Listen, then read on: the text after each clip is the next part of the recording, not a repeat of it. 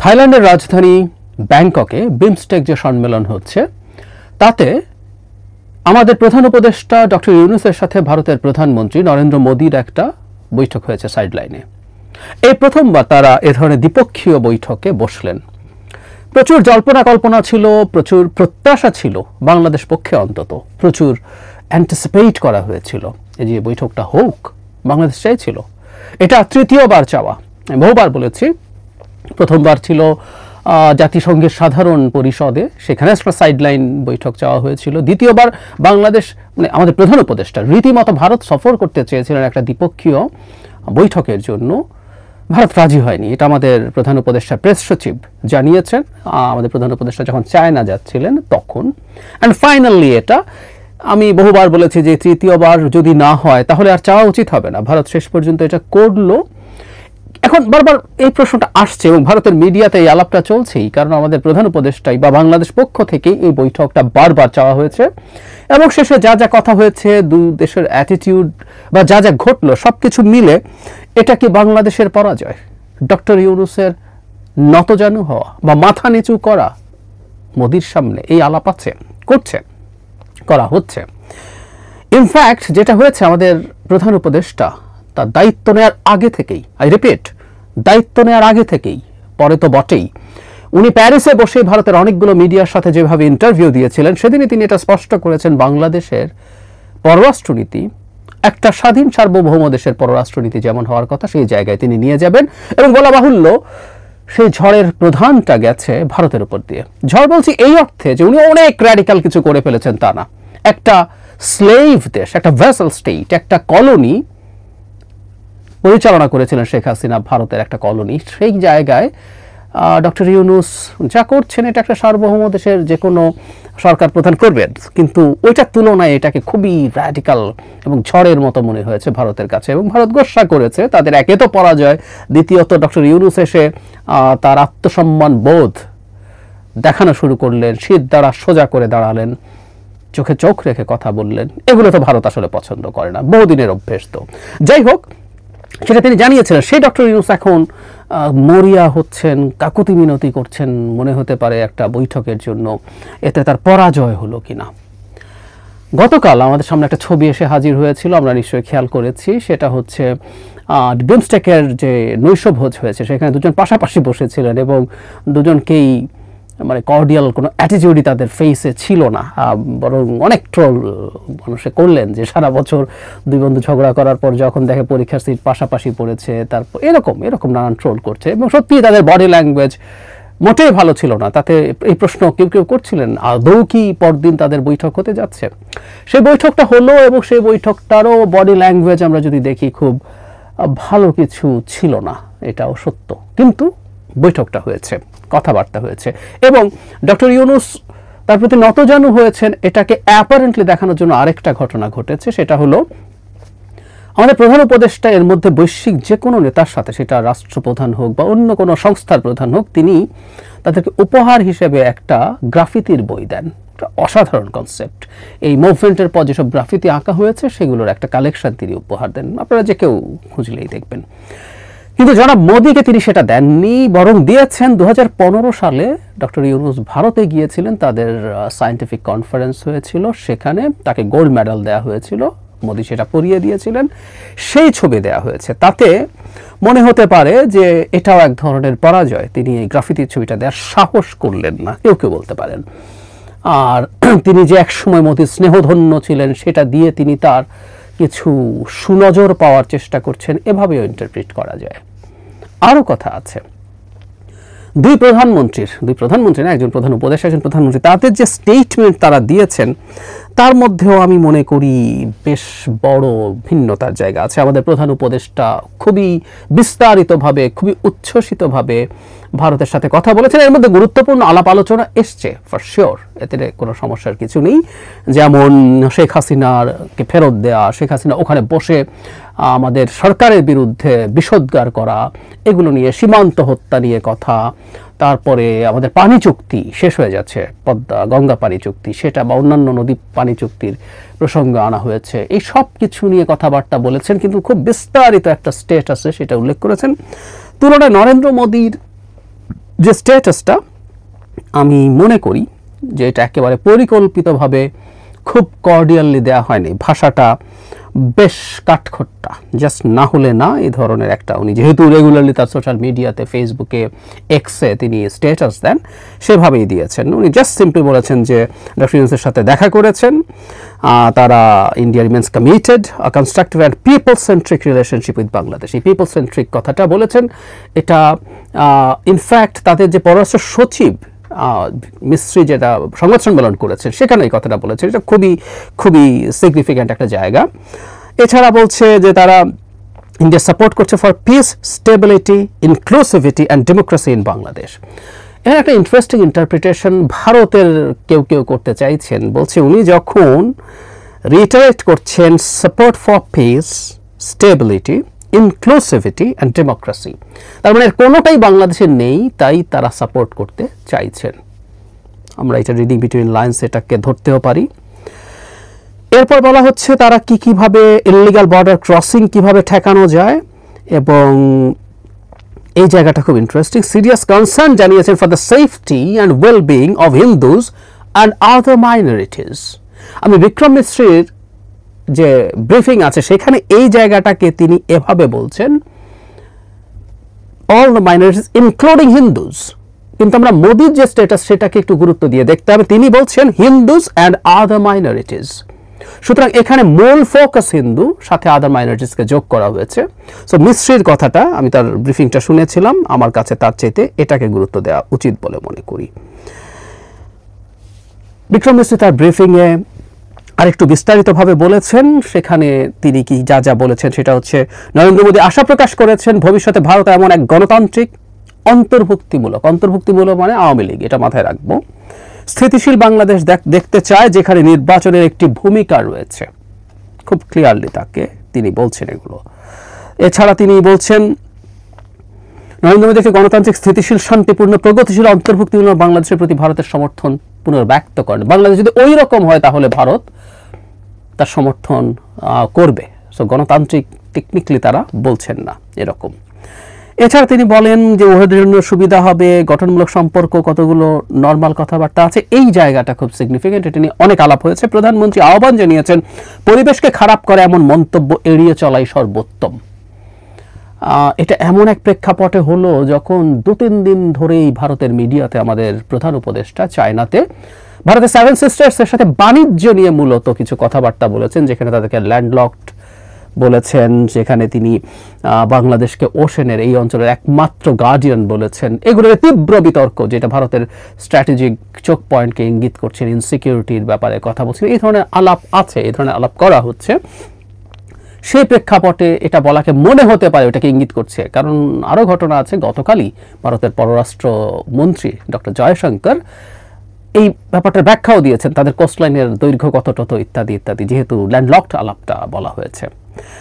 So এটা একটা ব্যাপার। নট অনলি দ্যাট, কিছুদিন আগে জয়শঙ্কর আমাদের পররাষ্ট্র উপদেষ্টার সাথে বৈঠকের পর ভারতের একটা ইউনিভার্সিটিতে আবার ঠিক এই কথাটাই বলেছে যে এখান থেকে নাকি উস্কানিমূলক মন্তব্য বিভিন্ন সরকারের বিভিন্ন জনের পক্ষ থেকে দেওয়া হয়েছে।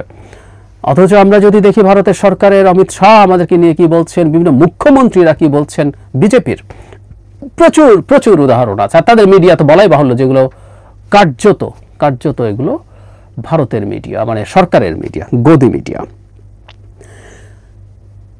এবং শুধু তা না, মন্তব্য না, ওরা কাজও করছে, ওরা এমন সব পদক্ষেপ নিচ্ছে, যেমন শেখ হাসিনা ওখানে বসে তো আছেনই, তাকে ফেরত তো দিচ্ছেই না, সেখানে বসে বাংলাদেশ সরকারের বিরুদ্ধে বিষোদ্গার করছেন, তিনি হুমকি দিয়ে বেড়াচ্ছেন। যদিও রিপোর্টে এসছে মোদি এগুলোকে মূলত সোশ্যাল মিডিয়ার বিষয় বলে। আরে বাবা, শেখ হাসিনার কাছে টুলস আছে এবং সেটা দিয়ে তিনি করছেন। ভারত যদি তাকে ইনস্ট্রাকশন দেয়, তুমি যদি এই দেশে থাকতে চাও তাহলে তোমাকে এগুলো বন্ধ করতে হবে, ওটা করছে না। আর সীমান্ত নিয়েও আসলে আমাদের জন্য সুখবর নেই। তারা বারবার বলছে যে অবৈধ সীমান্ত অতিক্রম না করা। এমনকি মোদি ডক্টর ইউনূসকে জানিয়েছেন, এরকম এসছে পত্রিকার রিপোর্টে, যে ভারতীয় সীমান্তরক্ষীরা শুধু আত্মরক্ষার্থে গুলি করে এবং হত্যাগুলো প্রত্যেকটা তাদের সীমান্তের মধ্যেই হয়। বাংলাদেশের লোকজন অবৈধভাবে সীমান্ত অতিক্রম করে না তা না, অবৈধ ব্যবসার সাথে জড়িত না তা না, কিন্তু দীর্ঘদিন থেকে যে আলাপটা আমাদের দেশে শুধু না, ভারতের গুরুত্বপূর্ণ মানবাধিকার কর্মীরাও করেন, সেটা হচ্ছে ভারত এদেরকে গুলি করে মারতে পারে না, একজন চোরাকারবারি হতে পারে, তার জন্য তাকে গুলি করে মেরে ফেলা যায় না। এবং বাংলাদেশের সাথে দীর্ঘদিন তারা নন লেথাল ওয়েপন ইউজ করা নিয়ে বহু কথা বলেছে, কিন্তু তারা সেটা নিশ্চিত করেনি। আর খুব বেশি গুরুত্বপূর্ণ না যেগুলো বলা হয়েছে সেগুলো আছে এখানে। ওই যে সংখ্যালঘুদের কথা বলা হচ্ছে, বাংলাদেশ সেগুলো সিরিয়াসলি দেখবে, তদন্ত করবে এসব। আর আমাদের প্রধান উপদেষ্টা বিমস্টেকের সভাপতি হতে যাচ্ছেন পরবর্তী 2 বছরের জন্য। এটা বাই রোটেশন তিনি হচ্ছেন, এর মধ্যে তেমন কোনো সিগনিফিক্যান্স কিছু নাই। এই হচ্ছে আরেকটা জিনিস একটু কথা, সেটা হচ্ছে ওই যে শেখ হাসিনার প্রত্যার্পণ নিয়ে মোদিকে জিজ্ঞেস করার জবাবে তিনি কি বলেছেন যে এটা নিয়ে আমাদের মুখপাত্র যা বলেছে এর বেশি কিছু বলবে না, এইসব, এর চেয়ে বেশি কিছু আর নেই। এবার আসলে আমরা কি বুঝতে পারি? এটা মোটামুটি নিশ্চিত ভারত বা মোদি, আমরা এইভাবে বলবো, মোদি আসলে কর্ডিয়াল ছিলেন না। আমরা তাকে দেখে বুঝতে পেরেছি, তাদের স্টেটমেন্ট এবং তাদের বক্তব্য দেখে মনে, এমনকি প্রথম যখন দুজন প্রাথমিকভাবে দেখা হয়, প্রাথমিক যে ছবি, সেখানেও আমাদের প্রধান উপদেষ্টাকে একটা কার্টেসির হাসি দিতে দেখা যায়, কিন্তু মোদিকে সেটা মনে হয় না। এবং ভারতের কেউ কেউ আবিষ্কার করেছেন আমাদের প্রধান উপদেষ্টার হাতে কিছু কাগজ ছিল, কখনো কখনো নাকি সেটা কাঁপছে বলে তার মনে হয়েছে, এবং তারা দেখাতে চাইছেন আমরা পরাজিত হয়েছি। এবং কেউ কেউ বলছেন, ভিনা সিকরি বলছেন যে বাংলাদেশের ক্রমাগত চাপে ভারতকে যেতে হয়েছে। আমি তাহলে প্রশ্ন করি, বাংলাদেশ তো একটা খুবই দুর্বল দেশ, নন সিগনিফিক্যান্ট দেশ, অপ্রয়োজনীয় দেশ বাংলাদেশ ভারতের কাছে। তাদের ভাবটা এরকম, মানে সব নাকি আমাদের প্রয়োজন, আমরা ভারতকে ছাড়া চলতেই পারবো না। তো আমাদের চাপে তাদেরকে নতি স্বীকার করতে হবে কেন? প্রথম প্রশ্ন, কেন? তাদের তো জবাব দিতে হবে। কেন মোদিকে শেষ পর্যন্ত বসতে হলো? তার খুব বেশি ইচ্ছা ছিল না, বাট হি হ্যাড টু, উপায় নেই। কেন এটা হলো? আমি ব্যক্তিগতভাবে মনে করি বহুদিন ধরে নানানভাবে কাবু করার চেষ্টা করা হয়েছিল চাপ দিয়ে, কিন্তু তিনি পেরে ওঠেন নাই। এবং শেষ পর্যন্ত যেটা দাঁড়ালো, বাংলাদেশ ক্রমাগত চীনের সাথে সম্পর্ক তৈরি করে যাচ্ছে এবং স্ট্র্যাটেজিক জায়গাগুলোতে, সিকিউরিটি ইস্যুগুলোতেও চীনকে ইনভলভ করার টেন্ডেন্সি আছে। অলরেডি মোংলা পোর্টে চায়না ইনভেস্ট করবে, নট অনলি দ্যাট, তিস্তা প্রকল্পেও চায়না কাজ করে ফেলে কিনা, পেয়ে যায় কিনা, ভারতের সবচেয়ে গুরুত্বপূর্ণ টেনশনের বিষয় হলো এটা। সেটাও হতে পারে, এবং এভরিথিং ইজ হ্যাপনিং ভারতের এই ধরনের আচরণের কারণে। এবং এটা তো একদিক, বহুদিন বলেছি যে নিজের নাক কেটে পড়ে যাত্রা ভঙ্গের মতো তারা তাদের ভিসা বন্ধ করে দিয়ে, আমাদের তো নর্মাল ট্রেড সরিয়েই রাখে, এই সেই 12-13 বিলিয়ন ডলার যেটা এক্সপোর্ট করে, তার বাইরে আমাদের লোকজন চিকিৎসার জন্য, শিক্ষার জন্য, স্রেফ বেড়াতে যাওয়ার জন্য, শপিংয়ের জন্য। এর মধ্যে রিপোর্ট আমরা দেখেছি না, পশ্চিমবঙ্গে, বিশেষ করে কলকাতার যে এলাকাগুলোতে আমাদের দেশের মানুষজন কেনাকাটা করতে যায়, তাদের কী অবস্থা। বছরের পর বছর বা দশকের পর দশকের ব্যবসা গুটিয়ে অন্য কিছু বিক্রি করার চেষ্টা করা হচ্ছে। এগুলো আমরা শুধু বলছি না, ভারতের আনন্দবাজারের মতো পত্রিকাও এই রিপোর্ট আমাদের সামনে নিয়ে এসছে। সো সব দিকে তাদের লস, এবং সরকারের উপরে তীব্র চাপ আছে। এবং 8 মাস চলে যাওয়ার পর এই চাপ আসলে নেওয়া কঠিন হয়ে যাবে তাদের জন্য, খুব স্বাভাবিকভাবেই। তার চেয়ে বারবার যেটা বলছি, সিকিউরিটি যে ইস্যুটা, সেটা তাদের মধ্যে একটা রোল প্লে করছে বলে আমি মনে করি। বাংলাদেশ ওখানে শুধু না, 7 সিস্টার্সের কথা মাথায় রেখে, এমনি দরকার নেই চায়নাকে যদি এই অঞ্চলে নিয়ে আসে। আমরা জানি মাতার বাড়িকে কেন্দ্র করে ভারত জাপানকে সাথে নিয়ে একটা শুধু পোর্ট না, এখানে একটা অর্থনৈতিক অঞ্চল করতে চায়। বাংলাদেশ যদি চায়নাকেও এখানে ঢুকিয়ে দেওয়ার চেষ্টা করে, ভারত যে অবস্থানটা চেয়েছিল সব কিছু নষ্ট হয়ে যাবে। সুতরাং যত ডিসেনগেজ করুক, ডিসেনগেজ করে আসলে লাভ হয় না। আমি আলাদাভাবে কথা বলবো, ট্রাম্প যেমন সারা পৃথিবীর বিভিন্ন দেশের সাথে ডিসেনগেজ করছেন, ওতে ওর প্রভাব কমতে থাকে। আপনি মানুষের সাথে যত বেশি কানেক্টেড থাকবেন, তাকে প্রভাবিত করার সুযোগ তত বেশি থাকে। আর বাংলাদেশ এখন ওই জায়গায় নেই যে বকা দিয়ে, থ্রেড দিয়ে বাংলাদেশকে তার পথে নিতে পারবে। আমি এটা শুধু ডক্টর ইউনূসের ক্ষেত্রে বলছি না, বাংলাদেশের ভবিষ্যতের প্রত্যেকটা রাজনৈতিক দলকে, যারা ক্ষমতায় যেতে চায়, যারা ক্ষমতায় যাবে, যারা বিরোধী দলে কাজ করবে, তাদের প্রত্যেকটা একটা জিনিস মাথায় রাখতে হবে, বাংলাদেশে ভারতপন্থী এই রকম কোনো রাজনৈতিক দলের ভবিষ্যৎ নাই। ভারতপন্থী প্রবলেম ছিল না, ভারত যদি একটা সুস্থ স্বাভাবিক দেশ হতো। ভারত একটা আধিপত্যবাদী দেশ, ঔপনিবেশিক দেশ, ও আমাকে উপনিবেশ বানাতে চায়। সো ভবিষ্যতের কোনো সরকার, আমি বিশ্বাস করি, আমরা ভারতের সাথে এরকম টেনশনে থাকবো না, কিন্তু কোনো সরকার কোনোভাবে কোনো সরকার ভারতের সাথে তার মতো করে চলবে, এটা আর হবে না। সে ক্ষমতায় থাকতে পারবে না ফর শিওর। মানুষ তাকে রাস্তায় নেমে তাকে ক্ষমতা থেকে টেনে হিচড়ে নামিয়ে ফেলবে। এবং ভারত ব্ল্যাঙ্ক চেক দেওয়ার পরও শেখ হাসিনাকে রাখতে পারেনি, এটাও আমাদের মনে রাখতে হবে। বটম লাইন হচ্ছে, ভারত আসলে শেষ পর্যন্ত বাধ্য হয়েছে ডক্টর ইউনূসের সাথে বসা মোদির কাছে একটা তিতা বড়ি গেলার মতো। প্রথম কথাটা হচ্ছে, তাকে তো স্বীকৃতি বহুবারই দিয়েছেন, তিনি দায়িত্ব নেওয়ার পর শুভেচ্ছা জানিয়েছেন, বিভিন্ন ইস্যুতে কথা বলেছেন। এমনকি শেখ হাসিনা যখন নিজেকে প্রধানমন্ত্রী হিসেবে দাবি করছিলেন, ভারতের মিডিয়ার কেউ কেউ দাবি করছিল, তখন একদিন ব্রিফিংয়ে জিজ্ঞেস করা হয়েছিল, তখন তারা বলেছিলেন পররাষ্ট্র মন্ত্রণালয়ের ব্রিফিংয়ে যে না, তারা শেখ হাসিনাকে প্রধানমন্ত্রী আর মনে করেন না। তারপর আমাদের বিভিন্ন দিবসে পরপর দুটো শুভেচ্ছা বার্তা পাঠিয়েছেন, 26শে মার্চ এবং ঈদ উল ফিতর উপলক্ষে। এখন দেখা করলেন। সুতরাং যতদিন যাচ্ছে ডক্টর ইউনূসকে তাদের এন্ডোর্স করতে হচ্ছে, এই সরকারকে এন্ডোর্স করতে হচ্ছে। এটা অনিবার্যভাবে আওয়ামী লীগ, শেখ হাসিনা সবার জন্য খুবই খুবই খারাপ একটা খবর। এবং দুজন নেতা সব সমস্যার পরও যখন বসছেন, এই বসাটা এক ধরনের যোগাযোগ তৈরি হওয়ার পথ তৈরি করলো। এবং আমি মনে করি এতে পরাজিত হননি আমাদের প্রধান উপদেষ্টা, বরং তিনি তার জায়গা থেকে তার এই সদিচ্ছা যে আছে সেটা দেখাতে পেরেছেন। চায়না যাওয়ার আগে যখন এই তথ্যটা জানানো হলো আমাদের কাছে যে তিনি ভারতই যেতে চেয়েছিলেন, ভারতের মিডিয়ার কিন্তু মুখ বন্ধ হয়ে গেছে, আমি দেখেছি। যদিও সেটাকে তারা অন্যান্যভাবে আবার ব্যাখ্যা করার চেষ্টা করছে যে তুমি নানান রকম খারাপ কিছু করবার বৈঠক চাবা, তা তো হয় না। কিন্তু খারাপ কিছু করেও বৈঠকে আসতে হয়েছে মোদিকে। আমরাই চেয়েছি, কিন্তু মোদিকে আসতে হয়েছে। এত প্রতাপশালী, এত হ্যাডাম, এত ইগো সব ছেড়ে ছুড়ে মোদিকে আসতে হয়েছে। এখানেই আমাদের বিজয়, এখানেই আমাদের বিজয়। এবং আমি বহুবার একটা কথা বলেছি, ভারত যদি সত্যিকার অর্থ অন্তত রিজিওনাল সুপার পাওয়ার হতে চায়, বহুদিন আমেরিকার উদাহরণ দিয়ে দিয়ে দেখিয়েছি, সুপার পাওয়ারের ইগো থাকতে হয় না। ও কাজ করে, ভুল হয়, শুধরে ফেলে, আবার উল্টো কিছু করে যেটা তার জন্য ভালো হয়। ভারত তার ইগো ভেঙে যদি আমাদের সাথে এনগেজ করে, তার লাভ, আমাদের লাভ, সব দিক থেকে লাভ। তবে আদি অকৃত্রিম যে কথাটা ভারতকে মনে রাখতে হবে, আমাদের দেশের সব রাজনৈতিক দলকে মনে রাখতে হবে, বাংলাদেশকে একটা স্বাধীন সার্বভৌম রাষ্ট্র হিসাবে বিবেচনা করতে হবে। বড় রাষ্ট্র হিসাবে ইভেন আমাদেরকে বেশিই দিতে পারে সে আমাদেরকে সম্পর্কে রাখার জন্য, আর যদি নাও হয় কিছুটা বেশিও যদি সে ক্লেইম করে কোনো কোনো ক্ষেত্রে, সেই আলাপও হতে পারে। কিন্তু বাংলাদেশ কলোনি হবে, বাংলাদেশ একটা করদ রাজ্য হবে, বাংলাদেশ শেখ হাসিনা না, 25% শেখ হাসিনাও আবার কেউ ক্ষমতায় আসবে, তাকে দিয়ে তার সাথে ডিল করবে ভারত, এটা পারবে না ভারত। ভারতকে এই জিনিসটা মাথা থেকে ঝেঁটিয়ে বিদায় করতে হবে।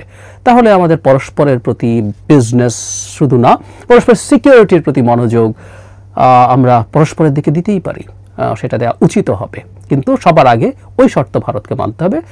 জানি না, ভারতের ট্র্যাক রেকর্ড বলে তাদের এই স্মার্টনেসটা নাই। এখন দেখা যাক সামনে কি হয়। গাজীপুরে কাপাসিয়াতে একটা নাটক মঞ্চস্থ হতে দেওয়া হয়নি, এরকম একটা নিউজ হয়েছিল প্রথম আলোতে। সেই রিপোর্টের জবাবে সংস্কৃতি উপদেষ্টা জনাব মুস্তাফা সরওয়ার ফারুকী ভীষণ কঠোর ভঙ্গিতে স্ট্যাটাস দিচ্ছেন। তিনি একটা ভিডিও শেয়ার করেছেন, একটা দৈনিক পত্রিকা তার একটা ভিডিও করেছে সেটা, এবং পরে তিনি একটা স্ট্যাটাস দিয়েছেন বেশ কঠোর ভাষায়। শুরুতে বলে রাখি, এই ঘটনার ভিত্তিতে আইদার প্রথম আলো অথবা জনাব ফারুকী যে কোনো একজনকে ক্ষমা চাইতে হবে, যদি লাজ লজ্জা থাকে।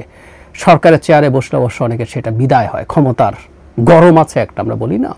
জনাব ফারুকী কি লিখেছে, এবং ঘটনাচক্রে এই নিউজটার সাথে, প্রথম আলোর নিউজটার সাথে আমি জড়িয়েছি, কারণ আমি এটাকে ভিত্তি করে একটা ভিডিও করেছি গতকাল, এটা আপলোডও করেছি। জনাব ফারুকীর মন্তব্যটা আমি ফেসবুক স্ট্যাটাসটা পুরোপুরি একটু মন দিয়ে শুনবেন প্লিজ। কালকে থেকে অনেক লেখালেখি হলো একটা রিপোর্টকে কেন্দ্র করে, একটা রিপোর্ট, এটা প্রথম আলোর রিপোর্ট।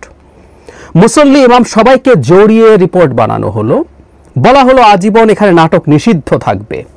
ডেকোরেটরের লোকজন এসে স্টেজ খুলে নেওয়ার কথা বলা হলো, অথচ কালকে রাতে আয়োজকরাই বললেন ওই স্টেজ বানানোই হয়নি।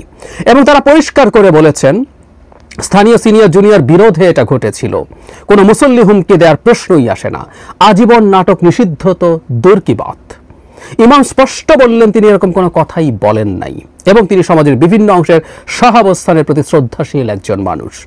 সাংবাদিক ভাই বোনদের প্রতি অনুরোধ, সেন্সেশন তৈরি করার জন্য ভুলভাল কিছু লিখবেন না। আপনাদের সহযোগিতা দেশের দরকার, আপনাদের নিজেদের ক্রেডিবিলিটির জন্য দরকার। এটা হোক, যাই হোক, তারপরে নাটকটা হয়েছে, সবাইকে ধন্যবাদ জানিয়েছেন। প্রথম আলোর রিপোর্টে যেটা বলা হয়েছিল, স্থানীয় মসজিদের ইমাম, মসজিদ কমিটির চেয়ারম্যান, সভাপতি, তারা এই নাটকটা হতে দেননি, সমাজে খারাপ প্রভাব পড়বে বলে মুসল্লিরা তার সাথে যুক্ত ছিলেন, এটাই কারণ। এবং সভাপতি বলেছেন, প্রথম আলোর তারা কোট আনকোট বক্তব্য দিয়েছে, যে প্রথম আলো বলছে যে তিনি বলছেন এখানে কখনোই আর নাটক হতে দেওয়া হবে না। কালের কণ্ঠের যে ভিডিও আমরা দেখলাম সেখানে ইমাম এবং সভাপতি দুজনে অস্বীকার করেছেন, বিশেষ করে ইমাম স্পষ্টভাবেই বলছেন তার কথা বিকৃত করা হয়েছে। আমি এই ইমাম সাহেবের কাছে একটা আহ্বান জানাই। ইমাম সমাজে একটা শ্রদ্ধেয় জায়গা। ওনাকে আমি বলতে দেখলাম, আমি প্রথম আলোতেও তার যে কোট ব্যবহার করা হয়েছে, মানে অনেকেই প্রথম আলো সমালোচনা, তার এডিটোরিয়াল পলিসি নিয়ে নানা রকম সমালোচনা করেন, এটা হতেই পারে। পৃথিবীতে প্রত্যেকটা পত্রিকার, প্রত্যেকটা মিডিয়ার এক ধরনের পলিসি থাকে, সারা পৃথিবী সব আছে, সবচেয়ে ক্রেডিবল যে মিডিয়াগুলো আছে সেইগুলোরও আছে। সেটা সমালোচনা হতে পারে, প্রতিবাদ হতে পারে, কিন্তু একটা রিপোর্ট, মানে ইভেন এই রিপোর্ট দেবো কি দেবো না এটাও এডিটোরিয়াল পলিসির অংশ হতে পারে, কিন্তু একটা রিপোর্টে দুজন মানুষকে কোট করছে প্রথম আলো। আমি আসলে দেখতে চাই যে প্রথম আলো মিথ্যা কথা তাদের নামে চালিয়ে দিয়েছেন। এই ইমামকে বলছি, সমাজে শ্রদ্ধেয় জায়গা ছিল এই মানুষগুলো, মানুষের কাছে শ্রদ্ধার মানুষ ছিলেন। তিনি যখন ক্লেম করছেন তার উচিত হবে প্রথম আলোর বিরুদ্ধে মামলা করা। প্রথম আলো তাকে মিথ্যা কথা তার নামে বসিয়ে দিয়েছে। একই কথা আমি মসজিদ কমিটির সভাপতিকেও বলছি, এবং ধারা না, সরকারের উচিত, যেন ফারুকিরও উচিত এইভাবে স্ট্যাটাস না দিয়ে প্রথম আলোর বিরুদ্ধে ব্যবস্থা নেওয়া। আপনারা সরকারে তথ্য উপদেষ্টা যারা মাহফুজ আলম আছেন, আমি তারও দৃষ্টি আকর্ষণ করছি, প্রথম আলো যেহেতু মিডিয়া তার মন্ত্রণালয়ের অধীনে, কারণ যদি এরকম ঘটনা না ঘটে থাকে, প্রথম আলো এই সব মানুষের নাম দিয়ে, একজন নাট্যকর্মী, একজন মসজিদের ইমাম এবং মসজিদ কমিটির সভাপতির নাম দিয়ে যদি এই মিথ্যা কথা লিখে থাকে, আমি ট্রুলি বিশ্বাস করি এর চেয়ে কোনো গর্হিত অপরাধ হতে পারে না। কারণ বাংলাদেশ এই মুহূর্তে যে ঝুঁকিপূর্ণ অবস্থায় আছে, বাংলাদেশের মাটিতে জঙ্গিবাদের উত্থান হয়ে গেছে বা জঙ্গিরাই ক্ষমতা দখল করেছে বলে ভারত বলছে, আর নিউ ইয়র্ক টাইমসের মতো পত্রিকা বলছে এখানে তারা একটা ওপেনিং দেখছে, তাদের একটা সম্ভাবনা তারা দেখছে, ইসলামিক এক্সট্রিমিস্টরা। সেখানে এই রিপোর্ট মানে ভয়ঙ্কর রকম এই বিতর্ক উস্কে দেবে, এতে কোনো সন্দেহের কিছু নাই। সুতরাং প্রথম আলো যদি এটা মিথ্যা করে থাকে, প্রথম আলোর শাস্তি হওয়া উচিত, প্রথম আলোর ক্ষমা চাওয়া উচিত আমি মনে করি। এবং তাদের এই রিপোর্টকে ভিত্তি ধরে যেহেতু আমি আমার ভিডিওটা করেছি, আমি কখনো কোনো গোপন খবর, ওটা খবর এসব নিয়ে কখনো ভিডিও করি না, কখনো না। আমাকে অনেকে ধরনের খবর দিতে চান, আমি সিগনিফিক্যান্ট কোনো পত্রিকার রিপোর্ট পেয়ে সেটা নিয়ে কথা বলি, ভুল হলে ভুল, সেটা আমি স্বীকার করব, কিন্তু আমাদের এটা সুরাহা হওয়া দরকার। আর যদি জনাব ফারুকি ব্লেম করেছেন উনি স্পষ্টভাবে, আমি এই জায়গাটা আবারও পড়ি, সাংবাদিক ভাই বোনদের প্রতি অনুরোধ, সেন্সেশন তৈরি করার জন্য ভুলভাল কিছু লিখবেন না। উনি প্রথম আলোর নাম লেখেন নাই, আপনাদের সহযোগিতা দেশের দরকার। ভিডিওতে দেখবেন যে রিপোর্ট জনাব ফারুকি যে ভিডিও রিপোর্ট এখানে যুক্ত করেছেন, সেখানে ইমাম এবং সভাপতি তারা প্রথম আলোকেই ইন্ডিকেট করে কথা বলেছেন। সো উনি এটার ভিত্তিতে যদি এটা বলে থাকেন, তাদের কথার ভিত্তিতে, ওনারা যদি প্রথম আলো যদি সঠিক হয়ে থাকে, তাহলে যেন ফারুকিকে ক্ষমা চাইতে হবে। শুধু ফারুকিকে কি, সরকারকে। আমার টেক্সট একটু বলি, বহুদিন থেকে বলছি, ক্ষমতার চেয়ারগুলো মানে কি আওয়ামী লীগের চেয়ার? ওই চেয়ারে বসলে আওয়ামী লীগ হয়ে যেতে হয়? হচ্ছে সরকার। সংকটের সমাধান এভাবে করতে হবে। নাটক হয়েছে দেখলাম, যেন ফারুকি জানিয়েছেন, কিন্তু কিভাবে এটা হয়েছে, কিভাবে ওই বক্তব্যগুলো আমাদের সামনে এসছে, এগুলো আমরা বুঝি। যে কেউ ভিডিওগুলো দেখুন, কিভাবে নেওয়া হয়েছে বুঝতে পারবেন। সরকার চাপ দিয়েছে, চাপ দিয়ে এটা ইটস মাই টেক, আমি ভুল কিনা এটা প্রমাণ হোক, প্রমাণ করা উচিত হবে সরকারের, কারণ তারা কোনো শেখ হাসিনা গিরি করছে না ক্ষমতায় বসে, সেটা তাদেরকে প্রমাণ করতে হবে। আমি আবারও বলছি, প্রথম আলো যদি এই মিথ্যা রিপোর্ট পাবলিশ করে থাকে, প্রথম আলোর খুবই সিগনিফিক্যান্ট শাস্তি হওয়া দরকার। আমি বলছি, আমি ওদের অধিকারের জন্য ডিফেন্ড করেছি। আমি প্রথম আলোতে দীর্ঘদিন ধরে লিখি, আমাকে প্রথম আলোর লোক বলে, প্রথম আলোর দালাল বলে গালিগালাজ করেন, কিন্তু সেই আমিও বলছি এই রকম মিথ্যা, এবং সব মিথ্যা খবর এখনকার প্রেক্ষাপটে একই গুরুত্ব বহন করে না। বাংলাদেশে মানে একটা আগুন ভয়ঙ্করভাবে জ্বলছে, আমি বহুদিন থেকে বলছি এই আগুন আমাদের বিপদে ফেলবে। সেই আগুনে প্রথম আলো ইন্ধন যোগাচ্ছে মিথ্যা খবর দিয়ে যদি হয়ে থাকে। এটার জন্য খুব বড় শাস্তি প্রথম আলোর হওয়া উচিত। আমি চাই ওই ইমাম, ওই সভাপতি, এদেরকে জনাব ফারুকি নিয়ে মামলা করাবেন, তাদের নামে মিথ্যা কথা প্রথম আলো লিখেছে বলে আমরা এই মামলা দেখতে চাই। আর যদি না হয়ে থাকে, সরকার যা করছে আমাদের সামনে আছে, তারা এগুলো বলছেন, সরকার এগুলো কিভাবে করে, কি করে, এগুলো বোঝার মতো যথেষ্ট জ্ঞান আমার আছে। এটা যদি হয়, এটা একটা বিভৎস কথা। আমরা এই সরকারকে শেখ হাসিনা হয়ে উঠতে দেখতে পছন্দ করবো। অনেকে ভালো লাগছে না শুনতে, কিন্তু আচরণ আস্তে আস্তে সেই দিকেই যাচ্ছে। একই রকম মিথ্যা প্রোপাগান্ডা, একই রকম চাপ দিয়ে স্টেটমেন্ট নেওয়া। 6 জনকে নিয়ে গিয়ে ডিবি অফিসে হারুন স্টেটমেন্ট লিখিয়েছিল না, এখানে ডিবি অফিসে নিয়ে যায় নাই, বক্তব্য দিয়েছে। যদি তারা বাস্তবে প্রথম আলোকে ওইটা বলে থাকে, এখন যদি সেখান থেকে সরে আসে, সরকার কিভাবে স্টেটমেন্ট আদায় করে আমরা জানি। আর যদি তারা প্রথম আলোকে মিথ্যা কথা বলে এখন সত্য কথা বলে থাকে, এই লোকজনের এত শাস্তি হওয়া দরকার। তারা প্রথম আলোকে কেন মিথ্যা কথা বলেছিল? অনেকগুলো ইফস অ্যান্ড বাটস আছে, সরকারকে জবাব দিতে হবে। সমস্যা হলো ক্ষমতায় গেলেই গায়ের জোর আছে, তো মনে হয় গায়ের জোরেই সব করে ফেলা যাবে। শেখ হাসিনাও মনে করেছিল, এরাও তাই মনে করছে। একটা সংকট হয়েছে, একটা প্রবলেম হয়েছে, সেই প্রবলেম নিয়ে ব্যবস্থা নেয়া। যারা এই কাজগুলো করেছে তাদেরকে সরকার আইনের আওতায় আনতে পারত, এনে মেসেজ দিতে পারত সারা দেশে যে এসব করা যাবে না। আগে দেয় নাই, এখন অন্তত সতর্ক হয়ে দেওয়া দরকার ছিল, কিন্তু না, সরকার সেটা করেনি এবং এই মেসেজ দিল তোমরা করতে পারো। পরে হয়তো আমরা এই একটা নাটক করিয়ে দেখালাম আমরা নাটক করেছি। নাটক করেছে আসলে সরকার, মনে হলো এই ঘটনাটা নিয়ে। এসব নাটক করে লাভ কিছু হবে না। বাকি তারা কাদেরকে দেয় জানি না, আমাদের চিৎকার চেঁচামেচি করতে হয়, কারণ দেশ বিপদে পড়তে যাচ্ছে ফর শিওর। এবং এটা শুধুমাত্র এই সরকারের, আমি গত ভিডিওতে বলেছি, সরকারের কোনো দুরভিসন্ধি আমি দেখি। সরকার এই ফোর্সটাকে হাতে রাখতে চায় এবং প্রয়োজন মতো কি মাঠে নামাতে চায়। সামনে যদি তার প্রয়োজন হয়, ক্ষমতার চেয়ারে বসে অনেকে খোয়াব দেখা শুরু করেছেন, ক্ষমতা 5 বছর নিয়ে যেতে হবে, পারলে আরও বেশি। এসব খোয়াব ভালো কিছু না। এসব খোয়াব থাকলে উনি রিজাইন করতে পারেন। আরও যারা যারা আছে, যারা যারা খোয়াব দেখেন, দেখে রিজাইন করে নতুন দল, অন্য কোনো দল, যে কোনোখানে যোগ দিয়ে ক্ষমতায় যাক, সেটা করা উচিত। কিন্তু এসব শেখ হাসিনাগিরি চলবে না।